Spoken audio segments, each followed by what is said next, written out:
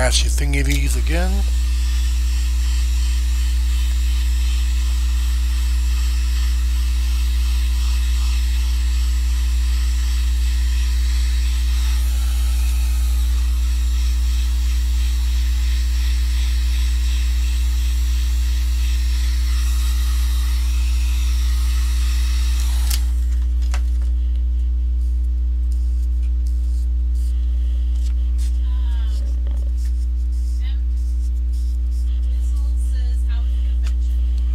Oh, the convention in Bizzle was just awesome. I had a lot of fun. I didn't enter the contest this year over there because I wanted to have more time, with family and friends and just hanging out. So it was a blast being able to just chill and walk around, see new people, have fun with my family, play a couple of games, stuff like that. Had a blast.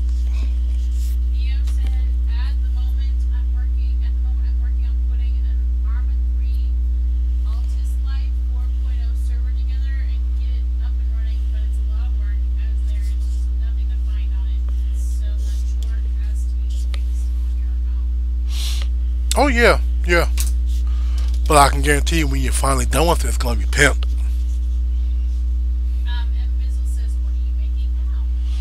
And Bizzle, I am working on the Dragonscion dagger. So far this is the blade. Once again, all out of EVA foam. This is gonna be the sube to it. I'm just gonna pretty much sit like this.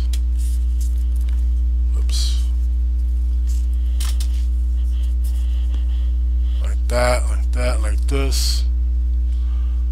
I'm definitely going to put a Gemini inside. I haven't decided yet whether I'm going to actually cast the gem like out of pony beads, or whether I'm going to just simply sculpt, one out of EVA foam and paint it to look like a gem. I'm not sure yet. And then once I get done with all this, I'm actually almost done with this section. It's almost time to start gluing stuff in place. After that, we'll be building the handle, which will definitely have a dragon motif on it. I'm going to carry the dragon scale design that I did here all the way up throughout. And for the actual head, that I'm probably going to do all out of clay. Mold the entire head out of clay and then sink it into place. And then from there I can be able to do the casting molding process.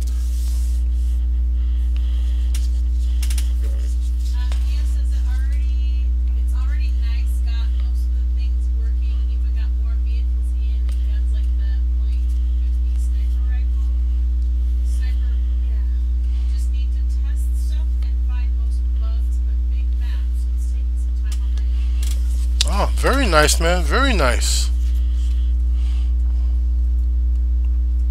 Gonna tell you, gonna make a lot of folks happy.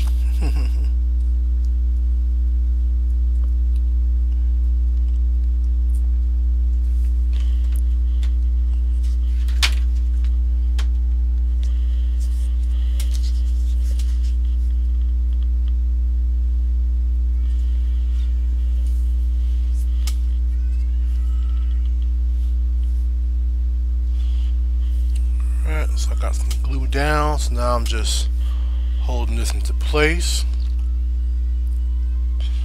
Once this is solid, I'm going to put a little bit of glue right on the inside there, and then of course glue this piece here in, and then do the same thing to that.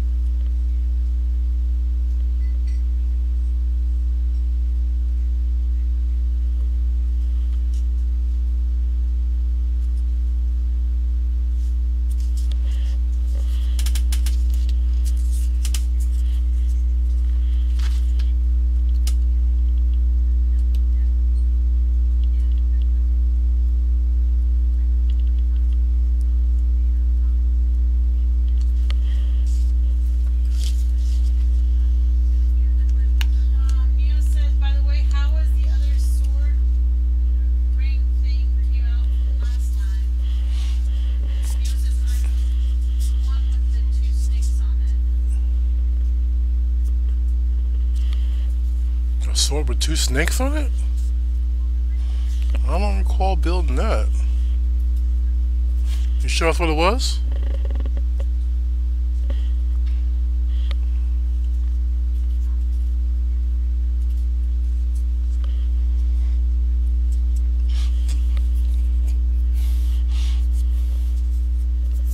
I haven't actually built a sword for somebody in a while.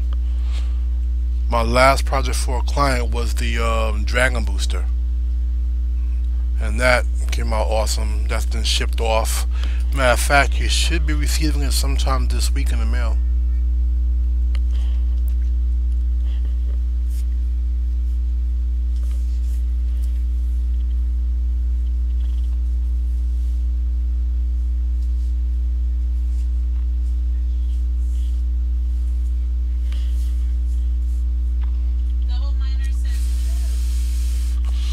Hey, Double Miner, how you doing, man?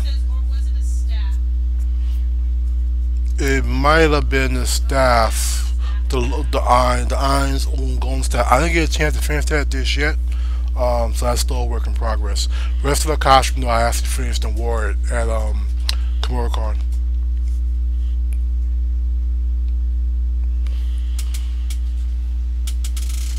As a matter of fact, if you look in the my top left picture, you'll see a picture of me in there posing with some girl.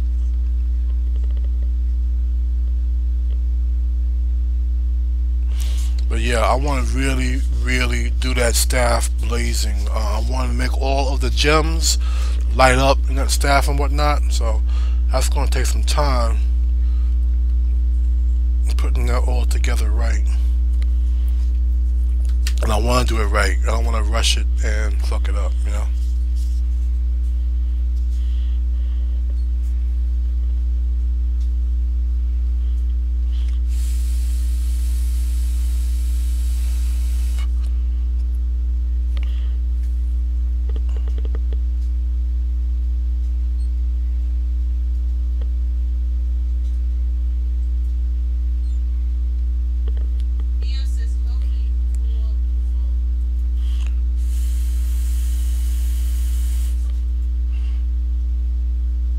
It's gonna be an amazing staff, though. I've already got the pipe. It's already been curved to where it needs to be curved. So I need to start applying the foam to it, and then shaping it down where it needs to be. The crowning part, that's pretty much together. I just have to sculpt all of the snake heads, because just the way the snake head intertwine, trying to do that out of foam be a living damn nightmare. So I'm just going to very simply sculpt it and then cast and mold it.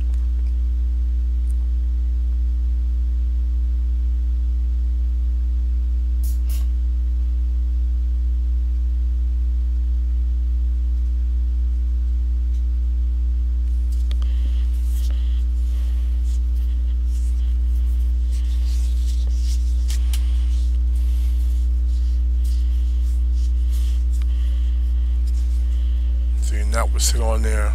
Once I get the gem inside, I'm gonna make sure I make it wide enough so that hits all the sides. But this would then sit on top of that, like that.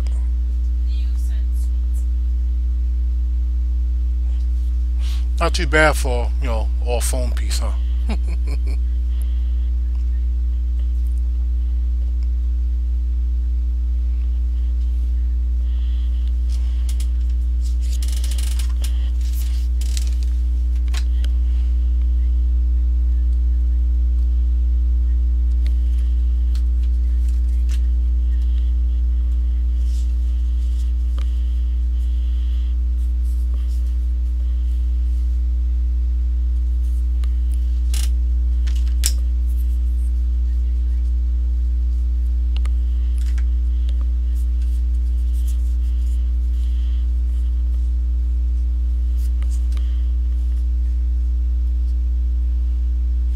It's really important to if you can, to take your time when you're building stuff like this, especially for a mold. You want to make sure that every piece is seamless, you have no gaps nowhere, because you don't want your mold to lock up on you. What I mean by that is You don't want to do it to where, as it's going through the mold process, it finds a seam or a curve or a crack and then gets up in there and it actually locks in, so it stops you from pulling that piece out of the mold. You have to actually end up cutting the mold itself, which you don't want to do, to be able to pull it out. So you just gotta plan properly and make sure you have everything, all the seams touching. There's no chance for anything to get up underneath it. Like, I got a little spot right there I'm gonna take care of right now.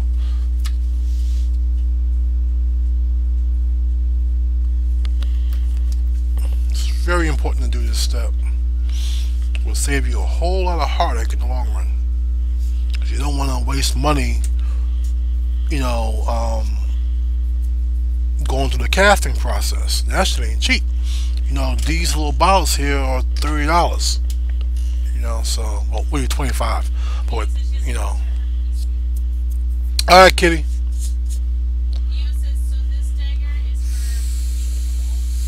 Yep. I'm going to mold this. This is my original dagger design that I'm calling a Dragonscion dagger. And I will be molding this. I'm going to first finish building it, of course. Then I'm going to seal it, whole 9 yards. I'm going to paint it. It's going to look pretty. And then from that point, I'm going to go ahead and mold it.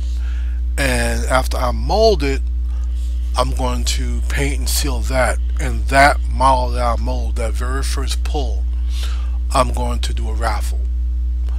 And the person who wins that raffle, all they gotta do is pay shipping and handling, and I will mail that dagger anywhere in the world to them. And it will be signed and it will be numbered. So it's going to be a limited amount of pulls I do from that mold. And if anybody that doesn't win, that does want one, it'll be $150, for that dagger. And then anybody that's not following my channel that wants one, it'll be $200 for that dagger. So you guys will get a bit of a discount.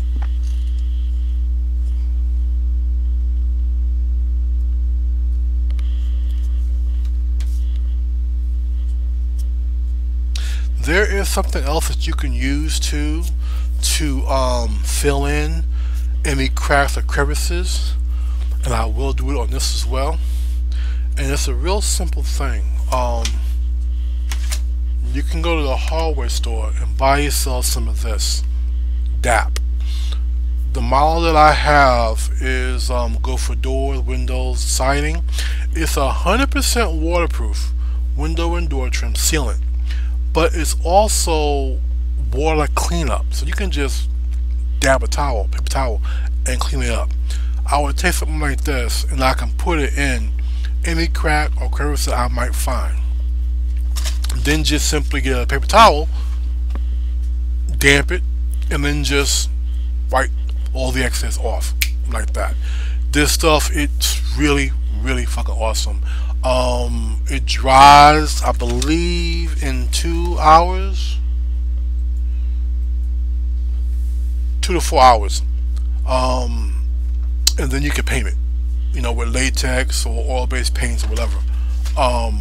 But it's a good way to fill all of those seams in.